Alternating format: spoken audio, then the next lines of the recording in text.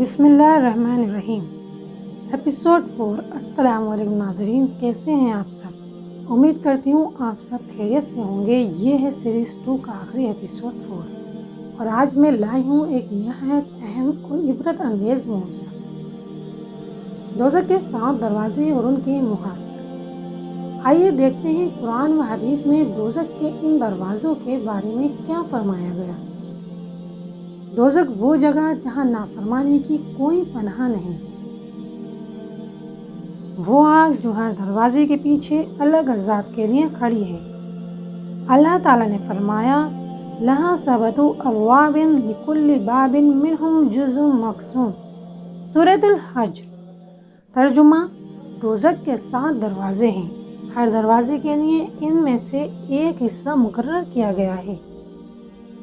پہلا دروازہ حجیم، جہاں امت محمد صلی اللہ علیہ وسلم کے گنہگار جائیں گے، وہ لوگ جنہوں نے نماز چھوڑ دی یا دنیا کی لذتوں میں اللہ کو بھلا دیا۔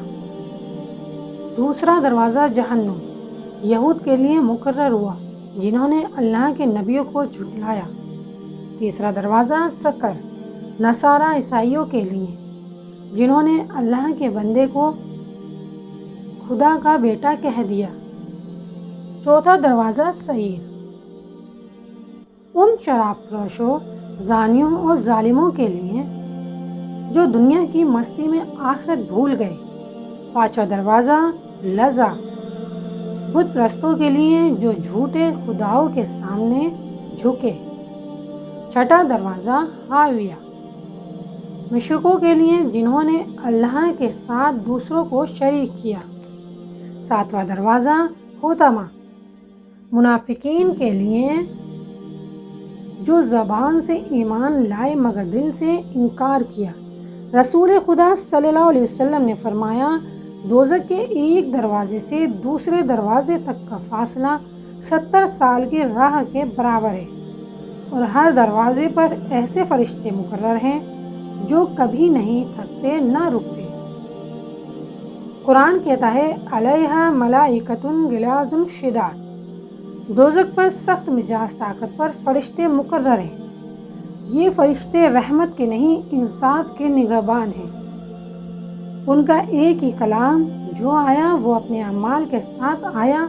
دوزخ کے یہ 7 دروازے ہمیں یاد دلاتے ہیں کہ گناہ کا راستہ جتنا آسان ہے، اس کا انجام اتنا ہی ہولناک۔